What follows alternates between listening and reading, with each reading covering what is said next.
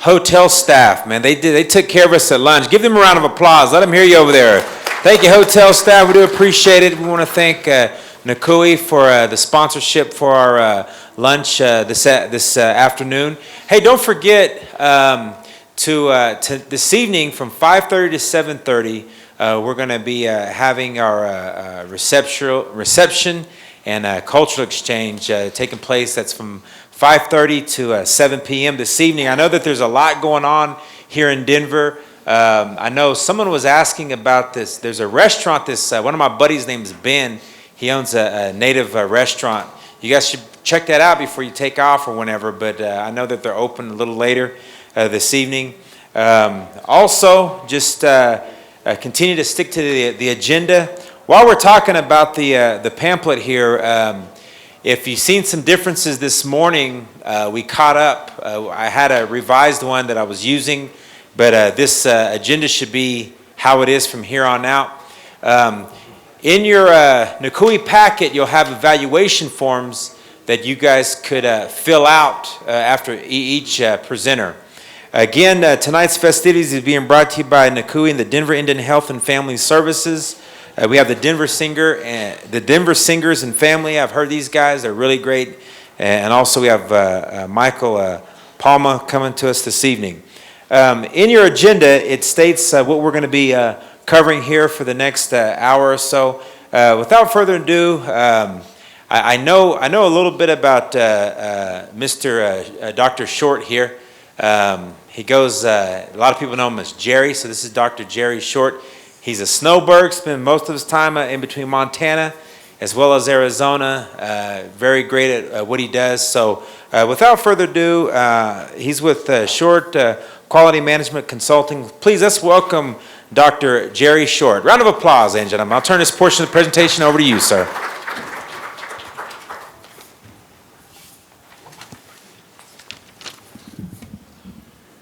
Whoops. Thank you. I'm really honored and privileged to be here with you folks. I really like your theme, moving forward together. I've been an accreditation surveyor. I actually just retired about 10 months ago from being an accreditation surveyor with NCUIH, and I've worked with quite a few urban Indian health programs as well as IHS programs and tribal programs. I've actually worked with Native American programs. I'm in my 50th year right now, so celebrating my golden anniversary, I guess, of working with Native American programs. After the presentation, there's a sign-up sheet at the registration desk. If anyone has any questions about NCUIH survey or getting prepared or tips or anything like that, I'll be available down in I guess it's like the boardroom down at the end of the hall from about 2:15 to 5 o'clock. So if anyone wants to see me, there's a sign-up sheet out there. You can just sign up for a session, and I'll be happy if one of you want to come or a group want to come, that's fine. We'll make that work. On the resource table, I left about 4 or 5 different handouts.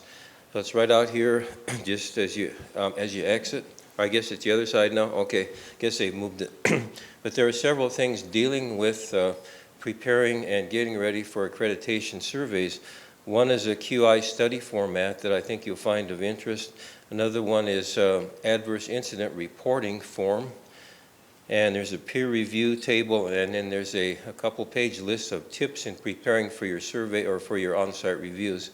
Those will be, I'm going to send those to NCUIH, and they're going to put them on their website within the next week or two, so they'll be available that way. So if you're interested in any of those things, please feel free to take some. We've got a lot to cover today, but I got an email last evening that really touched me. I've got a couple of friends who are pharmacists at Phoenix Indian Medical Center, and as you may have seen in the news over the last week or so, the U.S. Public Health Service Commission Corps sent has sent 70 commissioned officers over to Monrovia, Liberia, to take care of healthcare workers in Liberia who are affected with Ebola. There are about 300 of them over there. They're not U.S. citizens in terms of the people that are affected. These are local native people who are helping their own people, and they have come down or contracted Ebola because of their contact in trying to help people, the several thousand people who have Ebola over there. Anyway, they're on the ground over there. They've been there for about a week or two, and I just want to read a couple of things from the email I got last night that really kind of touched home. It said, we accepted our first patient on Tuesday and additional patients on subsequent days, so it has become real and the stress levels are higher. We are being very deliberate in putting all the training and simulated activities to good use. But there are many challenges and problems, small and large, to overcome. A few examples.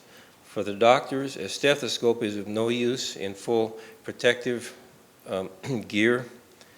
Palpation is dulled by multiple layers of gloves. There is no imaging.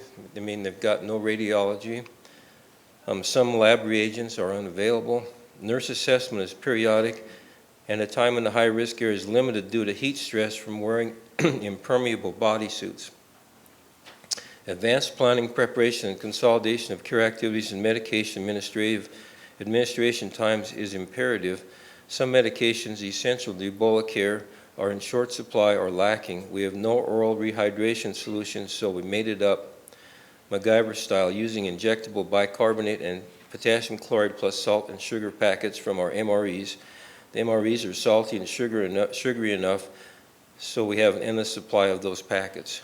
So that's just what I was really touched also that when I read in the news last week, there were 6,800 commissioned officers, for example. 1,700 of them, or 25%, actually volunteered to go over and help, and they're sending over teams of 70. So we've got some commissioned officers here, and some of the people that are over there, you probably know the two people that wrote this email happen to be pharmacists from Phoenix Indian Medical Center, Danny Diggins and Kathy Whitty. Kathy Whitty, in addition to being a pharmacist, is the only chaplain in the Commission Corps Public Health Service. So anyway, we're all faced with challenges, but this kind of puts things in a different perspective, I think, to see what they're going through.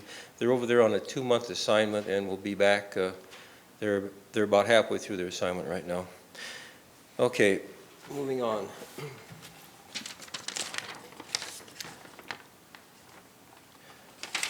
How many of you folks are accredited in your facilities? Okay, I think there are. We've got, and how many are working towards? Donna's got 2 facilities, so she's raising 2 hands back there. I think there are, from what Donna told me this morning, there are 21 comprehensive urban Indian health programs, and 6 of those are accredited, so congratulations to all you folks. How many are not accredited but are actively working towards accreditation? Okay, several more. And then there are also some limited programs and then some referral and outreach. The referral and outreach probably aren't going to be eligible for accreditation. The limited services, depending on the scope of services, may be eligible for accreditation.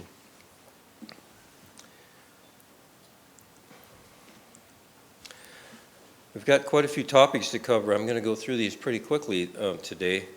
The topics that I was asked to speak on are credentialing and privileging, and it ties closely also with peer review, so I added that topic in.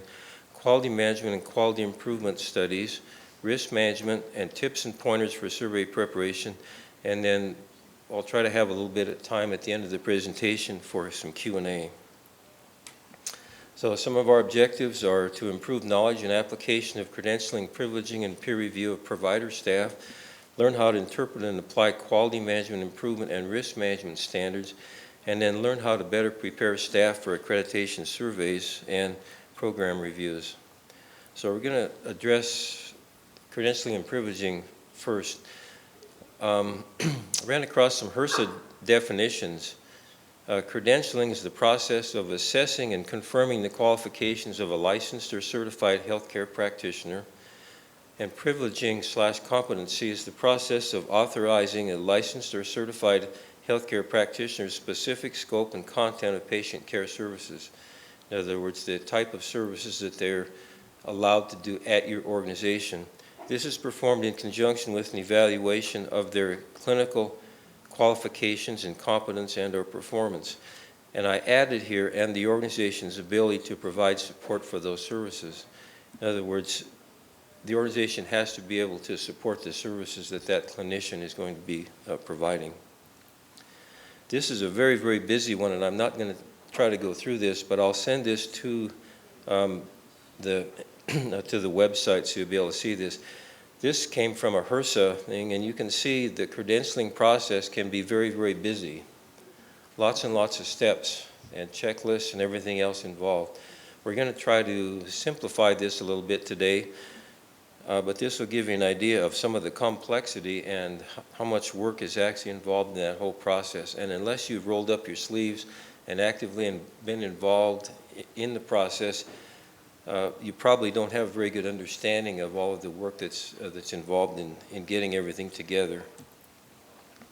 So some of the reasons and legal requirements for credentialing and privileging, the primary reason is for patient safety. In the mid-1960s, there was a case called the Darling versus Charleston Hospital case that kind of set the standard and it for legal actions. And due to some medical malpractice from a doctor and from a nurse, the hospital was held liable for a mishap that resulted in the amputation of a patient's leg. And since that time, legal opinions have pretty well upheld that for both hospital settings and as well as ambulatory care settings. So the purpose of credentialing and privileging is to ensure that you have qualified and competent practitioners, they're granted medical staff membership and privileges. The Office of Inspector General has a practitioner exclusionary listing. So anyone who has been taken to court and found guilty or convicted of Medicare or Medicaid fraud is on the OIG practitioner exclusionary listing. And those are people that you don't want to hire, obviously. So you do check with the OIG for that to see if they happen to be listed. So there are several key players in this whole process, that busy process that I showed you from HRSA. First of all, you've got the applicant. So when you have a new applicant, they have to complete a comprehensive application, or if they've already been on your medical staff, then they will reapply, and that application, the reapplication form, is very similar to the initial application form. And you can refer, the IHS has an application form on that website that I've displayed there. There are other forms that can be used. HHC, for example, in their accreditation manual, in one of their appendices also has about a 15 or 20 page application form that you could use as well. Other responsibilities, the medical or the clinical director is responsible for the medical staff credentialing and privileging system. And you'll have credentialing coordinator functions. In some cases, this could be your human resources person. It could be someone who's doing this on a part-time basis in your smaller facilities. Larger facilities, they may be working half-time or more. Usually in your facilities, you've probably got people wearing multiple hats, one of which is serving as a credentialing coordinator. This person almost has to have a type A personality, pay a lot of attention to detail because there's a lot of detailed work, and that person really performs a very critical function, the functions including all the clerical aspects, file creation, maintenance, paperwork distribution, and verifications.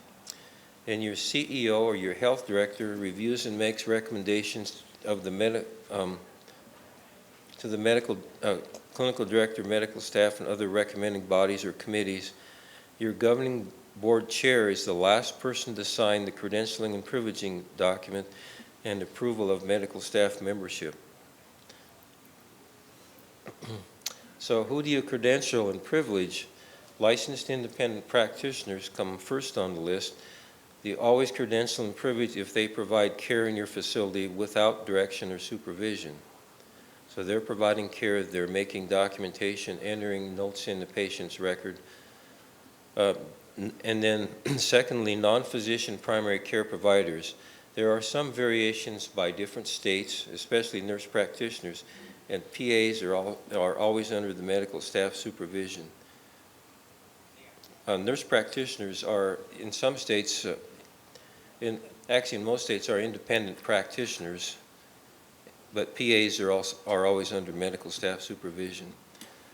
This is a list that comes from, from the IHS manual that talks about who to credential and privilege.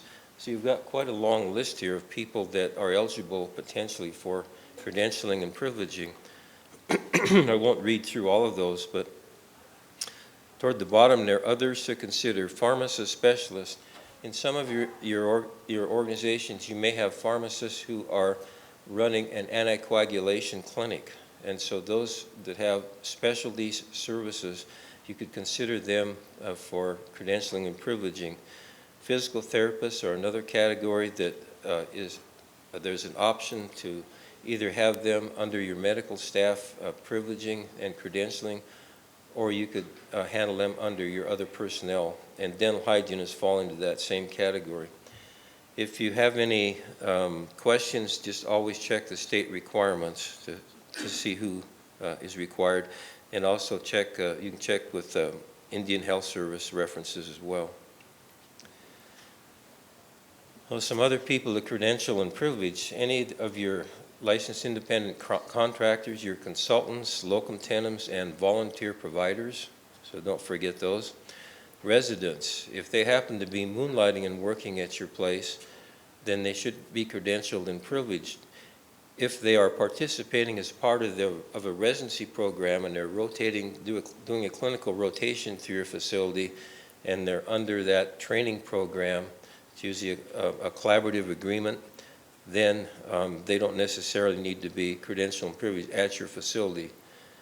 How many of you are providing some sort of telehealth or telemedicine services? Anybody? Okay. It's becoming more and more common for such fields as dermatology is one. Another one is telepsychology or telepsychiatry. I was just up in Alaska about about 6 weeks ago, and they have a psychiatrist who lives in Anchorage, and at one of the remote villages where there's a health clinic, they're setting up a telepsychiatry process. They've got the camera and everything is set up to go. And so he's going to be privileged as part of their medical staff. It's important for telemedicine to establish that patient-provider relationship. Most states have laws dealing with telehealth or telemedicine. You want to look at what the state law says, but almost universally they want to have some mechanism to establish that patient-provider relationship. And in most of the states, they will allow that to be done by video camera. You also have an originating site. That is the site location where that particular patient resides, and in the distant site is where the provider resides. So in the case I just mentioned, the psychiatrist excuse me, is in Anchorage, and the originating site where the patient is happens to be at the Ketchikan Indian Clinic.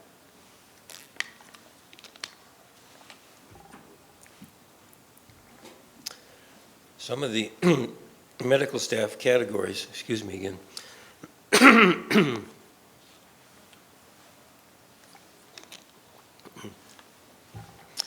that you might want to consider would be temporary appointments.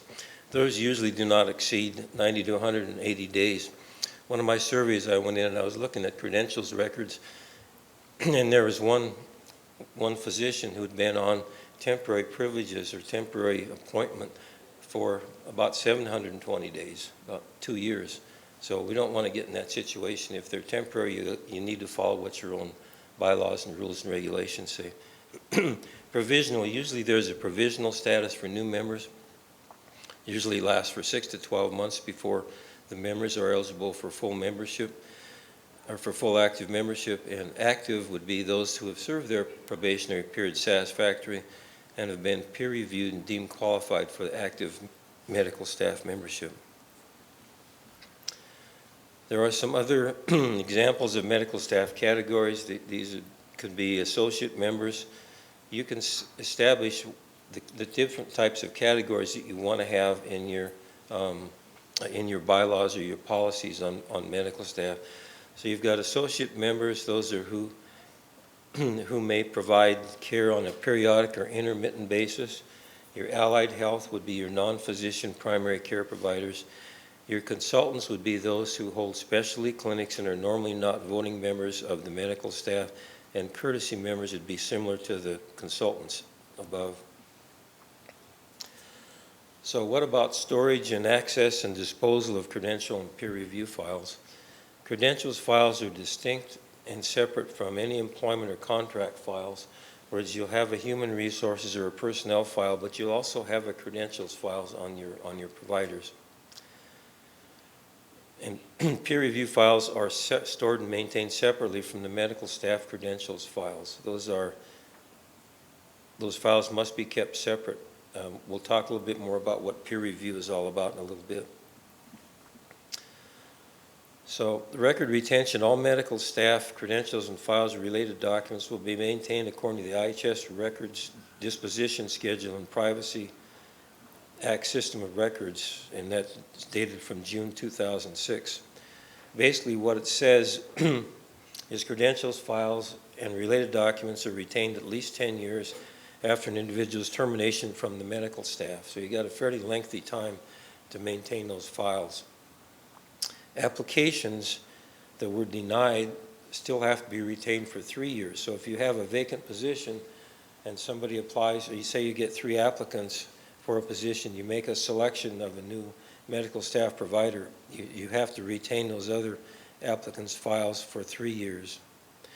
And both are subject to the approval of the archivist of the United States.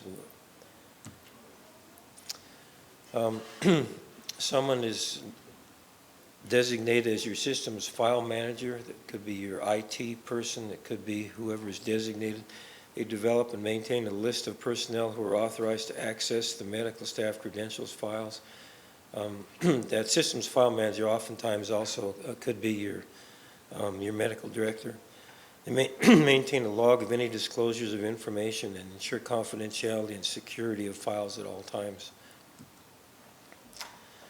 It's important for your credentials files organization to be well organized and in a uniform format that allows any reviewers to quickly locate documents. When you go through your accreditation survey, there's a credentials or credentialing worksheet that's used. That's a 2-page worksheet, and it identifies. It's in one of the appendices in your accreditation manual. So if you're getting ready to go through accreditation, look at that, and it will tell you all the documents that you need to have. And if you are familiar with that, and you might even think about organizing some of your credentials files to be consistent with what's in those clinical record review forms, that will help in that review process. You can keep your credentials files electronically or on paper or both. I've done a lot of U.S. Coast Guard and U.S. Air Force surveys. In the last 3 or 4 years, they've all transferred to electronic credentials files. So when I go in and have reviewed their files, they pull them up on the screen. They've got everything is in a tab, and you just click on the tab, and everything that you need there should be there.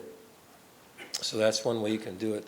The surveyor should not ask you to print off electronic forms. So if you've got electronic forms or documentation for your credentials files, they should accept what you have on that electronic record and not ask you to print off that information that's there.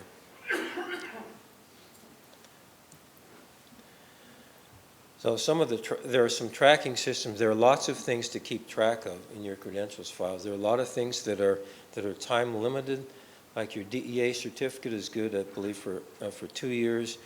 Medical licensure, those are renewable at different times. Normally for physicians, it's usually a 3-year cycle. It may be different in different states. There's requirements for basic life support, certification. There are also there are board certifications and other time-sensitive items. So you want to make sure that you've got some kind of a tracking mechanism or something like an Excel spreadsheet. So at a glance you can tell, yes, all these people their licenses are all current, or we've got Dr. John Doe, whose license is going to be expiring in a couple of months, maybe we should send him a notice and just make sure that he's renewed, that he's renewed his licensure or whatever those time-limited things happen to be. There are some very, very nice commercial software packages, and I usually recommend that that if you have more than 15 or 20 providers on your staff, it's really good to consider getting a software package that will help you manage your credentialing and your privileging files. They send out letters of appointment and reappointment, and you keep your privilege list.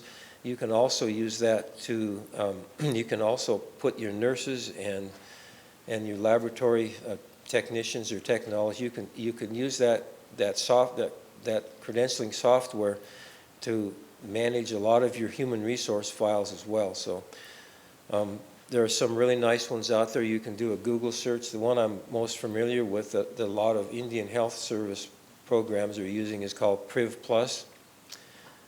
There's also one that's not as well developed in the RPMS, has a credentialing tracking system as well. And there are some pretty good ones that have just been locally developed with Indian Health or tribal programs. So some of the steps in the credentialing process: you receive the application from an applicant. There's pre-employment screening that you do, license verification, National Practitioner Data Bank query. The National Practitioner Data Bank, if there has been any malpractice, legal lawsuits, they have that information, and so you can tell if a person has been sued or not. The OIG sanctions, and then you also need 2 to 3 professional peer references. You need primary source verification, which means you get it exactly from the source. For a current licensure, that would be from the state. Relevant training and experience, that would be medical school, board certifications, etc. Current competence really is from peers, and then the ability to perform the requested privileges.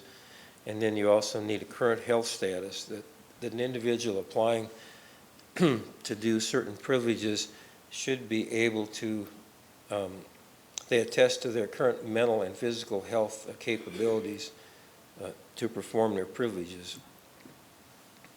The other things you look at, the professional education, training, and board certification. The American Medical Association and the American Osteopathic Association both have a physician profiling service, and I believe they're about $50 a piece. They have done a lot of the legwork for you in terms of professional licensure, board certification, DEA, and a lot of other things that you'll find very useful, and it can really help streamline your process. If someone is just out of a residency training program, you should contact that professional school or the residency program. The director of that residency program is used to filling out reference information and peer review. Others that you may be contacting are state medical or dental boards, the Drug Enforcement Agency, and a few others. Another thing that has to be done is the Child Care National Agency check, the CNACI, and then you want to make sure that the individuals have proof of liability insurance. If you happen to be covered under Tort Claims Act, then there's no need for that. So competency verification for initial applicants, at least 2 peer references to perform the requested privileges. And oftentimes you find that telephone conversations may be a lot more revealing than written responses. One of the things for reapplication or for the initial appointment even, it's sometimes difficult to get peer references. You may send out 4 or 5, and sometimes you may be fortunate to get only 1 or 2 returned. So it's one of those things that you have to keep hammering away at and just make sure you get that information. One of the things you don't want to hold up, if someone has applied to be a member of your medical staff, the expectation is that you will have a good process in order that won't take an exorbitant amount of time. As I've been seen in many situations with the years I worked in Indian Health where we'd get good applicants, they would also, in addition to applying at our facility, they may be applying for at 2 or 3 other facilities. And by the time that we got through all of the paperwork and got everything in order and decided to hire that individual, they'd already been hired by somebody else. So it really behooves you, if when you get applications, to to move on them as expeditiously as you can. There are some cautionary flags for new applicants. If there's been a high mobility, if someone seems to be moving every 6 months or every year, you kind of have to wonder. That just sends up a caution flag. Professional liability suits, that doesn't necessarily mean that they're not a good provider. They could have had, if you're an OB/GYN physician, the chances are and you've been practicing for any number of years, the chances are pretty good that you probably have had a medical malpractice suit against you. If you're a family practice physician and have 1 or 2 or 3, that may, over a 20 or 30 year period, that may not be unusual to have that kind of a situation. So that doesn't exclude them. You just need to look at what the situations were and make a value judgment.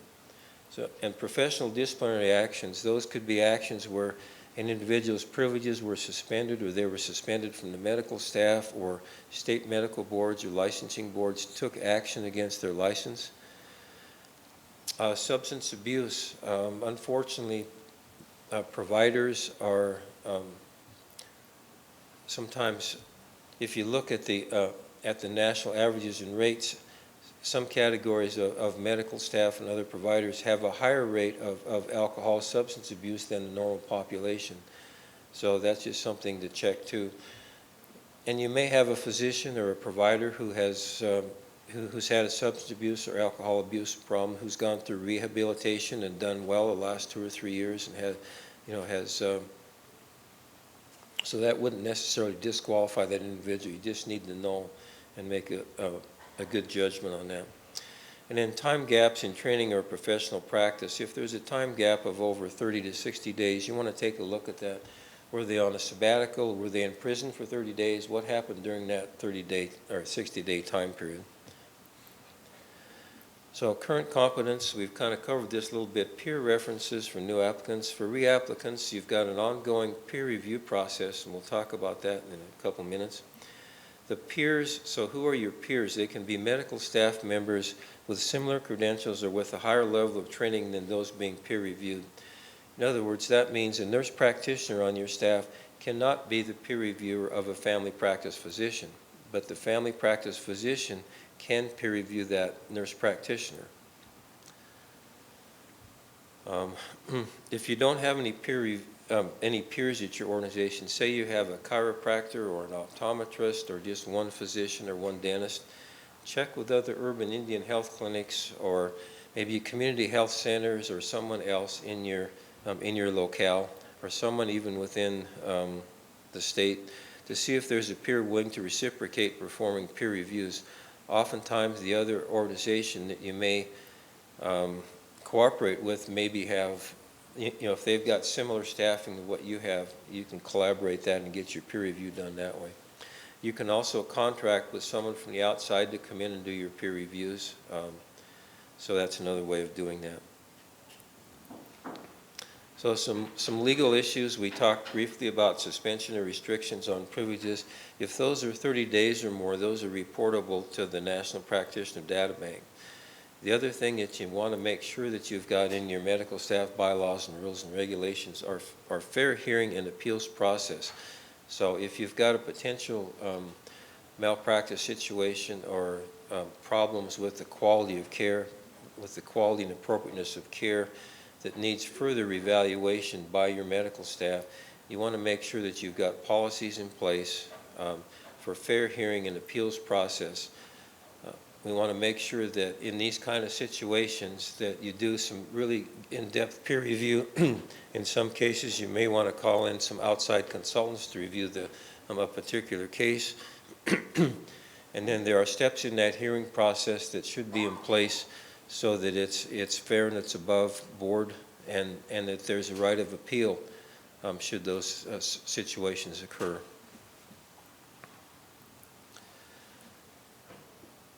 We talked a little bit about organization already. Best practice, I think, is software packages, but they may be too costly, and again, that RPMS package. Some of the resources, there are a lot of credentialing websites. I didn't list any of them here, but you can just do a Google search and you can find lots of information. That HRSA flow chart that I showed you there will make that available. The initial applicant form, you again see CCCH manual and the IHS manual, and then the reappointment form is similar. Well, some of the common problems and pitfalls, you've got to really love your credentialing specialist, because he or she is really of a great value to the organization. You really want to support and help them out as much as possible, and don't overburden them with a lot of other tasks if you can avoid it. I know that's easier to say than to do, but these people do a tremendous amount of work, and if they're good at what they do, you really want to pat them on the back and recognize the good work that they do. Sometimes I think they're kind of the unsung heroes in a lot of our healthcare facilities. Some other common problems and pitfalls: lack of training and knowledge of the credentialing process. If you've got a new medical director, they may not be all that familiar with the process. They've probably filled out an application, but they have filled out an application to be a member of your medical staff, but they probably don't understand the intricacies and the nuances of credentialing. Another thing is poor organization of credentials files. A lot of times when I go in and I survey, the credentials files are disarray. They've got loose papers. The suggestion is that you have like the 6-tab folders, and you identify, say, the first tab is where you've got your licensure and some other documents. The second tab could be your continuing medical education, and so you want to organize all those files and have a consistent process. And they should pass the shake test. If I pick up a credentials file and shake it, you should have no loose papers falling out of it. So make sure that those things are secure. And difficulty in obtaining peer references from outside sources. This is really particularly important when you come to the I mentioned that earlier, I guess. But anyway, for initial applications,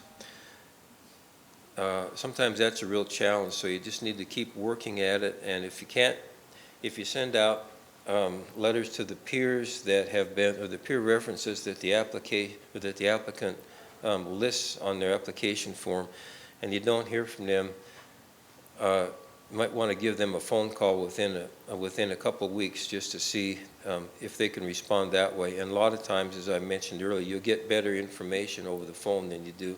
You can document that. It was a phone call on such and such time, who you talked to, and how they responded to that, and that serves as adequate documentation. And then lack of tracking of time-sensitive items. This happens when I look through all those credentials files and I'm looking for the DEA certification and medical license, I don't want to see anything as a surveyor that's out of date, so make sure everything is in date.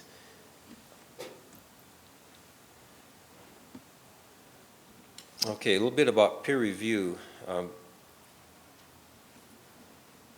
Records of peer review activities are separate and secure. They're not incorporated with your credentials files, separate, secure files. And documentation that peer review information is provided to the governing body as part of the quality improvement and credentialing and privileging activities. And then the solo provider can be done by a medical director or outside sources. I mentioned earlier that I've got kind of a chart or a peer review sample matrix for the different types of things that you can involve with your peer review.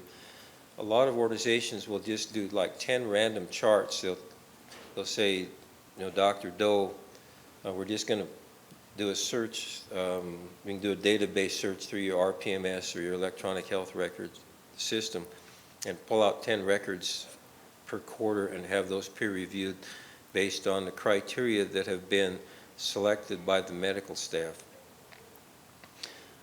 But there are certain high-risk patients that you can think of, patients, say, that are on anticoagulant therapy.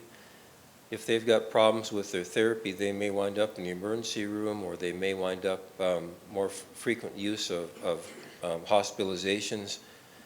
There may be some other things, certainly, even deaths from over anticoagulation therapy. So some of these things, if you just do random chart reviews and pull 10 records per quarter, and you may have 10 patients at your clinic that have or that are on anticoagulant therapy, and you've got a total of 2,000 patients, the chances of ever pulling one of those high-risk patients is pretty slim. So think about focusing some of your peer review activities on some of those high-risk patients to make sure that those patients are getting the quality of care that they should be getting. So that's where I get into the focus reviews here. Some of the other things, pain management. A lot of organizations are now using pain contracts for those patients on chronic pain management. That's a good area to focus on too. You've heard about substance abuse and drug abuse and suicide this morning. That all ties in with this. You can look at your GIPRA or HRSA quality measures. Look at patient transfers. If patients have been transferred for hospitalization, then was there a potential problem with the care that was provided at your facility? So some organizations, the peer review process is automatically triggered by patient transfers.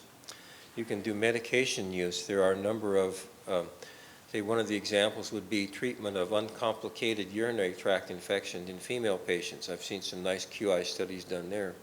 The QI studies, there are some clinical practice guidelines, for example, for the medication that you use, the dosage that you use, and the time of administration and the length of administration.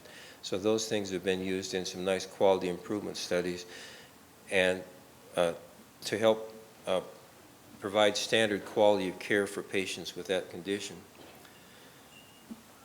And then another thing is you can focus on teamwork and good citizenship. In addition to being a good provider, all of your staff members will more than likely have some other types of administrative duties such as committees. If you've got medical home, they may be involved in a team process with medical home. There are some other things you can use in your peer review process. Now we're going to switch over and talk about quality management and improvement. Credentialing and privileging and quality management improvement are two of the really high bar items when it comes to accreditation survey. They carry a lot of weight in terms of the decision that's made by AAHC or the Joint Commission or other accrediting bodies. In other words, they're pretty heavy hitters. So with your quality management improvement, you have to have a written program, and one of the things that's sometimes missing is an annual review of the effectiveness of the QI program by the governing body. So the person who's designated as the QI coordinator, along with the CEO, should prepare an annual report that says something like, we have an active and ongoing quality improvement program during this last year. These were the GIPRA measures. This is how we scored with those. We've had 4 quality improvement studies. This is what they covered. This was our outcome. This showed the improvements that we made in those systems and processes that were under review. And then you can identify some things, some goals and perhaps some changes that you might need to make, maybe in your QI plan or your focus, those kind of things. So we want to make sure that you evaluate the effectiveness of that. The other thing, you can identification of the committee or individual responsible for the program, participation by healthcare professionals. You have to have medical staff participation. Now, if you happen to be at a clinic that that's headed by a nurse practitioner, AAHC, for example, a couple years ago, changed their accreditation requirements, and they now allow a clinic that's directed. So your medical officer or your clinical director, I should say, at those facilities could be a nurse practitioner, and they're eligible for accreditation, just like if they were physician directed. But there has to be participation of healthcare professionals, one of whom is a physician, or in a case, it could be a nurse practitioner as well, if that's who your clinic director is, or your medical director is. And then identify goals and objectives. So your written program, you have a plan. Let's see what we got. Okay. You want to identify your QI studies to support your goals. Define linkages between QI, peer review, and risk management program. If there are some things that fall out of your peer review program, you may want to consider some of those things as possible QI studies. And then processes to report findings to the board and throughout the organization. I find the best process, one of the good processes is when you identify some opportunities for improvement that you want to do a quality improvement study on. If you take that to the board and say, you know, one of the things that we want to look at is to improve our third-party collections, and that can be a quality improvement process. I was in one clinic where they were actually, this is a number of years ago, but they were virtually collecting zero as far as Medicare and Medicaid and private insurance. So they implemented a little quality improvement project. They trained one of the individuals to do coding. They trained the medical staff for appropriate documentation. And their goal was to raise enough money within a year or so to convert what was an ambulance bay into another clinic exam room. And they started from zero, and by implementing several corrective actions, they were able to collect. This was a really very, very small clinic. They were able to collect over $400,000 and actually were able to expand their clinic exam room space. And so the board was very appreciative of that, and I happened to be at the board meeting when they presented that, and they got very enthusiastic. There were one or two other projects they were working on. They really got enthused about the progress that they were making through their QI program. So market the things that you've done, and if you've done well, the improvements that you make, celebrate them and share them with your governing body and others to demonstrate that you're really working well together. Okay, your quality improvement plan provides that framework. You want to connect the key pieces. Raise patient satisfaction and positive patient outcomes are one of the purposes. The QI plan should be short, readily accessible, and easily understood by staff. And then you want to highlight the integration and impact of quality on daily operations and have clear definitions. When I'm surveying, it doesn't take very long. Within the first half a day that I'm there on site, I can tell that this organization is really committed to improving kind of everything across the board. There's just sort of a culture that you can sense, and it doesn't take long to pick that up.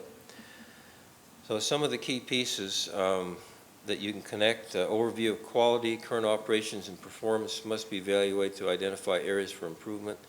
Some of the things that you want to look at your strategic plan. What your strategic plan is, you identify the things that you want to improve over the next, you could have some short-term things that are done within a year, more long-range, that could be a 3 to 5 year plan. Those are all things that you're trying to improve.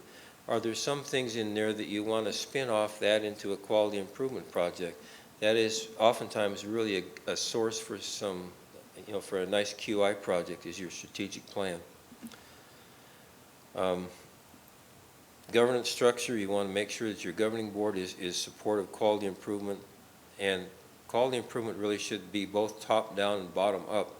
One of the techniques that I've often used in organizations is to meet with various departments, and I'll just say, if you had one thing that you could improve, that you think we should improve in our organization, it doesn't have to be in your department. What's that one thing that you think we can improve? And it's amazing, some of the best ideas that I found in one of the hospitals I used to work at was from the housekeeping department. They had some really great ideas on what we should be doing with our alcohol inpatient care unit.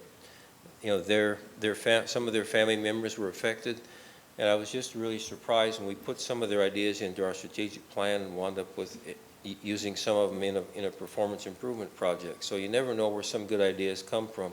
You want to involve your staff as much as possible. Important on training and education. Identify and prioritize staff QI activities. You don't want to get too many activities going. Usually if you've got 3 or 4 at any one time, the requirements from HHC is that it's got to be an ongoing process, and if a rule of thumb that I have, and you won't see this in the manual, if you've got a couple, 3 going at any one time, and maybe complete 2 or 3 during the year, including some benchmarking activities, you're going to be just fine. Some places will chew off more than they probably should. They may have 20 or 30 going on, and you just kind of dilute the whole process by doing that. You're not required to have departmental QI activities, although some organizations do that, and that's fine. But look at things you can do across teams. You may have laboratory, pharmacy, and nursing involved in the QI project, or laboratory and medical staff. So oftentimes there'll be a team approach to the quality improvement activities. So you want to establish create timelines and goals for meeting them to clarify expectations, and then measure and monitor and report. I do have a sample QI study with if you're involved in IPC from Indian Health Service, that's their Improving Patient Care Model. They use PDSA, which is the Plan, Do, Study, Act. And if you're working towards AAHC accreditation, there's a 10-step or a 10-element process. Now, how do those two things merge? In the printed material that I've got back there, that again will also be on your website soon, I've overlaid a QI study with that, so you can see how you can incorporate those 10 elements or 10 steps into the PDSA. So don't be too concerned about that. It's very doable. So how do you promote buy-in? Again, participation from top down, bottom up. A variety of tools are available: staff surveys, patient satisfaction, performance measures, benchmarking, strategic planning, results of peer review, adverse incident trends, and some others. Make sure that you educate your staff, and then celebrate your improvements. Use data in meaningful ways, measure progress against benchmark, know what is working well, assign accountability, and get the help you need. If you need some outside help, then please get it. If any of you want to send me a QI study, I'll be happy to take a look at it and critique it for you and send it back with my comments. There'll be no charge in doing that. I'm happy to do that just to help out. So if you want me to do that, I'll be more than happy to do that. Now, AAHC has some study requirements: cost of care, clinical study, administrative functions, infection surveillance and control. And then if you're involved in medical and dental home, you've got patient-physician relationship, continuity of care, comprehensiveness, access to care, and clinical study. Now, some of these, there's some little duplication there. You can combine more than one of those topics in one study. If you have, depending on your study topic, you could include a clinical outcome and cost of care. There could be access to care and comprehensiveness to care in one study. So think about how you can meet these various requirements. So over the 3-year period, you should include something in each of these. So again, you can combine more than one of the topics in a single study. And then just make sure it's clear to staff which areas are addressed, and to make sure that all the requirements are met. Some organizations combine quality improvement and risk management into one committee. That seems to work quite well. There are a lot of overlap there, and a lot of times in a smaller organization, you've got the same players doing similar things, so you can consider combining that. Make sure you've got good documentation in your minutes. And then, again, internal and external benchmarking. We're just about through. I've just got a few slides left. A few items to consider is how and when monitoring is done, some of the key indicators, staff participation, review appropriateness of care, and some of this is duplication. Look at strategic plan. A little bit of summary on QI. Commit to supporting ongoing comprehensive quality improvement. Organizational culture is important. Combine fragmented efforts. We see a lot of silos sometimes. This is where teamwork comes in into a comprehensive plan to achieve the shared goal of delivering quality and safe patient care, and then leverage your innovation and collaborative approaches. For risk management, need a designated person or a committee in charge. Again, you can combine that with your quality improvement.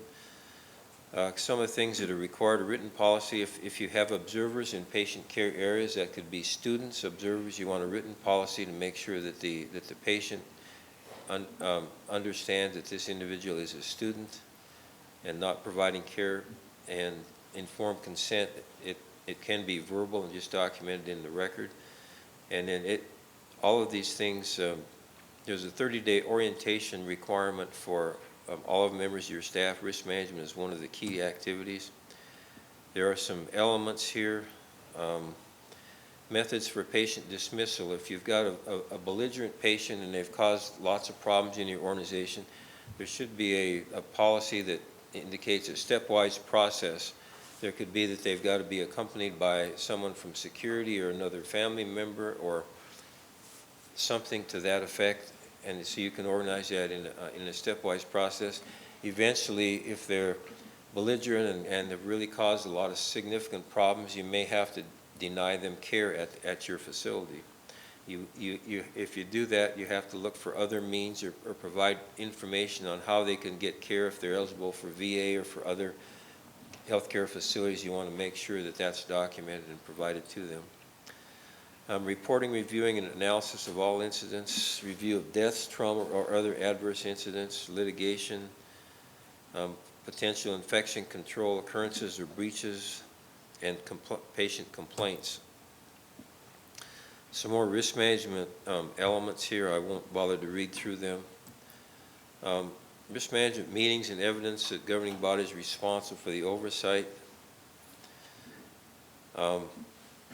If you haven't seen it, look at the IHS Risk Management Manual. This is the website. It was done in 2006, and it's for IHS Tribal and Urban Indian programs. It has a wealth of information, and I would encourage you all to take a look at that document, and you can make that as part of your required orientation for risk management is to review that manual. It's very well written. It covers do's and don'ts, very, very practical manual. So I would urge you to take a look at that. So some of the things that, one of the important things in risk management are adverse events and documentation of such. And again, I've got a form out there that you could take a look at. But some of the things for adverse events that could occur that you've got to document are falls and medication related.